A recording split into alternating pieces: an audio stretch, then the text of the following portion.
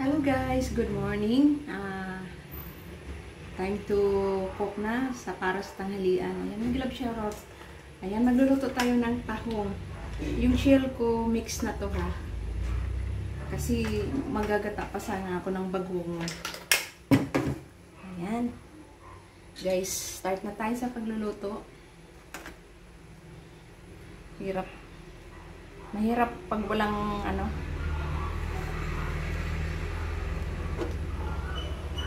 Ayan.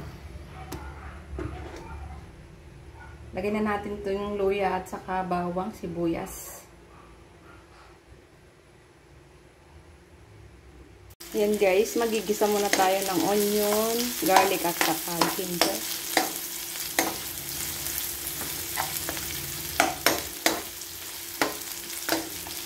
Kailangan magiging brown siya para yung lasa ba tsaka bango nandyan lang sa loob ng ating niluluto. Ayan.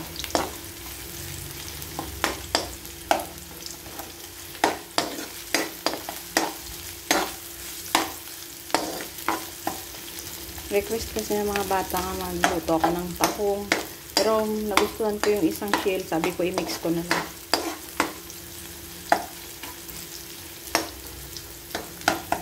Mabango kasi pag yung medyo brown na ang mga spicy.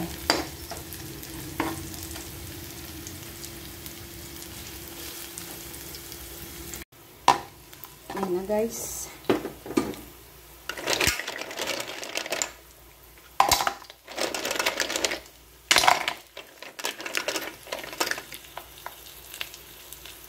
Igisa na natin ang tahong ni Carla.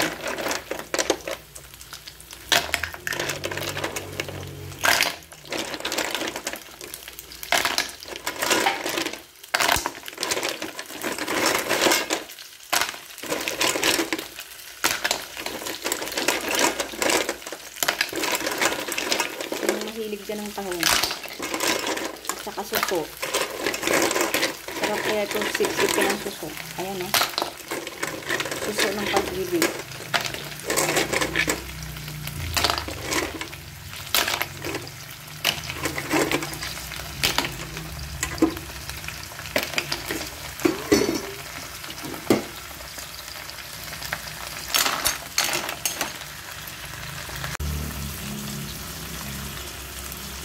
Habang hinahalo-halo natin hanggang sa bumuka ang tahong. Ayan.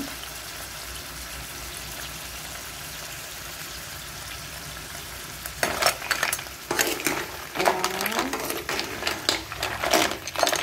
Pagkain natin yan para masarap ang kain. Lagyan natin ng tanlad para lalong sumarap.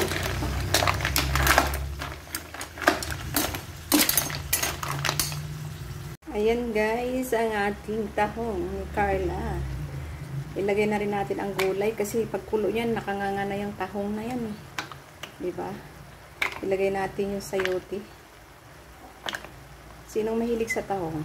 Mamaya pagkulo niyan, nakanganga na. Masarap na higupin ang sabaw at sipsipin ang suso. Kaya suso oh. Sinisip-sip ng suso ang tahong. Ayan guys. Kuluan na lang natin. Tapos lagyan siya ng dahon ng malunggay. Ayan guys. Kumukulo ng ating tahong ni Carla. Lagyan natin ng kunting asin. Kasi baka maalat po yung natin. Or tama lang, titikman ko na lang mamaya. Lagay ko na rin yung sili. Tsaka paminta. Pamintang buo. Na arak ba? Ayan. Ayaw naman lumabas eh. Ayan. Sarap na kunti lang. Kung masyado marami eh, mahirap sobran tayo sa mga ganito kasi nakakasama rin sa kalusugan, diba? Kubichin talaga nilalagay ko dyan. Ayan, guys. Ready to eat na to. Lalagyan na lang natin ng malunggay. Alam nyo na. Peace, napakasarap na.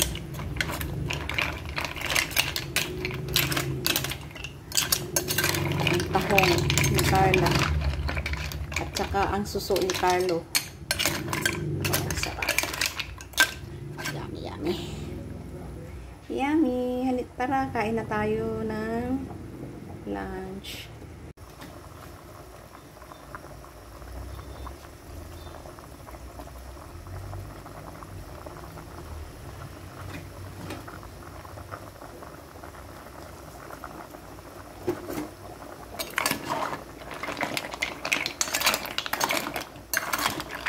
Suga naman si Bunso nito.